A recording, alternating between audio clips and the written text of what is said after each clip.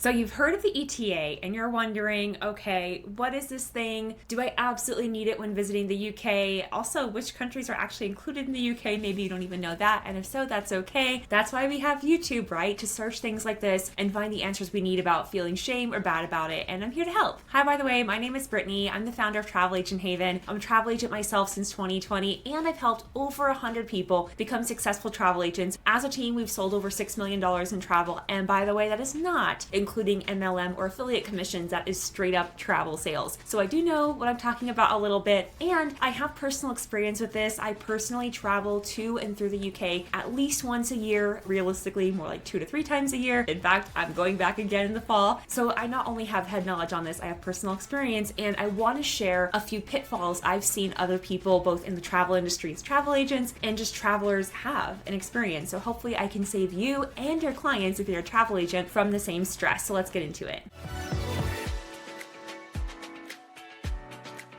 So what is the UK ETA? Well, UK stands for the United Kingdom. That's all the countries within the United Kingdom, which includes Northern Ireland, which is connected to the Republic of Ireland in the EU. I know that's confusing in itself. England, Wales, and Scotland. The ETA stands for an Electronic Travel Authorization, and it's not a visa, which is really important to share. All of the same benefits that we have as US citizens when visiting the UK still stand, which maybe you didn't know, but we can actually stay in the UK for up to 6 months as a US citizen, which is pretty cool if you think about it. That's a pretty long time. That means you could, in theory, split your time between England or Scotland and the US, which I would love to do in the future. So stay tuned to see if I ever do that, because it's definitely in the goals. So it's not a visa, but it's a pre-travel clearance. It just shows that you pass all the security requirements, and it makes things flow more seamlessly when you get to border control checkpoints. It's very similar to the ESTA that we have in the US for people coming into our country who don't require visas, depending on the country they're from. And it's also similar to Europe's upcoming ETIAS. I know, so many acronyms. So if you want to see videos on those two, I've recorded them. I'll be sure to put cards for those on this video so you can go watch those after this. I'll be sure to also have them on the same playlist. I have this playlist that's specifically about answering questions that travel agents have. So if you are a newbie travel agent, or if you're thinking about becoming one, then this is definitely the channel for you. But it's part of the UK's effort to really digitize and secure their borders. I will say I love UK border control. I know that sounds like such a funny thing to say, but it is just so easy for US citizens. They have it completely automated. Unless you don't pass the pre-clearance, then you have to go talk to a border control agent. But I don't think I've ever spent more than 15 minutes at the UK border. It's amazing. So you go up to this machine. There's this little camera that goes up and down, and it meets you on eye level. It takes a picture of you. You have to take any hat or glasses off. You have your passport. You scan it into the machine. You hold it down so it scans your passport. It takes a picture of you. And then basically right away, they're able to tell, do you have this ETA filled out or not? If there's some kind of problem, or if they have a question, or if something's unclear, then you will get a message saying, go to the border agent. If everything's good to go, then you just get entry. And like I said, I go several times a year, at least once, if not several times a year, and it's just so smooth. You do it, 5 minutes in, you're done. So who needs an ETA? Definitely US citizens, but any national of a visa-free country for the United Kingdom. This applies to tourists, business travelers, and those in transit, which if you're not a US citizen and you happen to have stumbled upon this video, if you just have a layover in London, in Manchester, in Edinburgh, in Belfast, then you do need to have this, even if you're not going to be exiting the airport and entering into the UK proper. If you're planning to enter the UK for more than 6 months and stay as a student or working there, then you will likely have a visa, and then you wouldn't need the ETA. The ETA is only for those not getting a visa. So when does it start? As of when this video is out, it is happening now. I actually went to the UK a week or so after they had implemented this, and they definitely had a grace period. I had done mine, I want to say like a month before I was set to go. It only took 2 or so hours to clear, and it was very easy. They have an app that's authorized. Be very careful with this. The true UK ETA app will only charge like $13 US, and it's a very simple process. You take a picture with your phone, it walks you through the process step by step. But I've seen services pop up where they were charging like $600 to get these visas, quote unquote, done for people. And sometimes they weren't scam companies, they were legit companies offering this as a service, but it was really misleading because these people just didn't know they could go on the app and do it themselves. So really be vigilant, especially as the ETIAS comes out and rolls out as of when I'm recording this, if you're watching this in real time, but with the ETA, especially because it is out and about now. But I will say it's super easy. I just love how simple it was. I love efficiency. Applying is very easy. Like I said, I think it took me 30 minutes to apply, 2 hours to get approved. You download the app, you follow their tutorial, you will have to have your passport information, you'll take a picture with your phone. You will also take a picture of yourself so they match that to the picture on your passport. You'll answer some questions, some security questions, your personal and travel information. The cost, like I said, it's like 10 or so pounds and it comes out to about 13 USD. As of when I'm recording this, of course, the fees could change. Most approvals will come within 72 hours, if not sooner, but I always just recommend better safe than sorry. You know, if you can do this as soon as you know you're going to the UK, just to allow for any hiccups, especially around busy travel seasons like during Christmas, the holidays, and during summer. Once approved, it is valid for multiple entries, as many as you'd like, over the course of 2 years or until your passport expires if that happens first. And it matters because if you don't have your ETA done, you will not be allowed to board your flight from the United States going to the UK. So it is something you want to take care of in advance. And if you're doing a layover or a pass-through in the UK, even if you're not going to be entering into the city, you are still technically visiting the country, and so you need to have that done for that as well. So make sure you pay attention to your layovers. There are many layovers that happen in London, especially if you're going to African countries afterwards, or even some Asian countries. And as I mentioned before, be aware of scams. Please only use the authorized app. I will have the links and all the information down in the video description. As things change, I will be sure to update the description. So if you are watching the video and you're like, is that still right, or is that still true or correct? Don't worry, I will have the updates in the description. Thank you so much for watching. If you found this video helpful, please like it. This will help YouTube show that this video was good. They'll show it to other people who need this information. If you're a travel agent yourself, or if you're thinking about becoming a travel agent, definitely subscribe. This channel was made just for you. And if you have any questions or anything you want to add, how was your personal experience visiting the UK? If you have, drop it in the comments down below. Or if you have a question personally for me and you don't want to ask it in public, you can send me a DM on Instagram over at Travel Agent Haven. I'll put the QR code up on the screen. Just act like you're going to take a picture with your phone, point it to the QR code. It will take you directly to my Instagram profile. Thanks again so much for watching. Talk soon.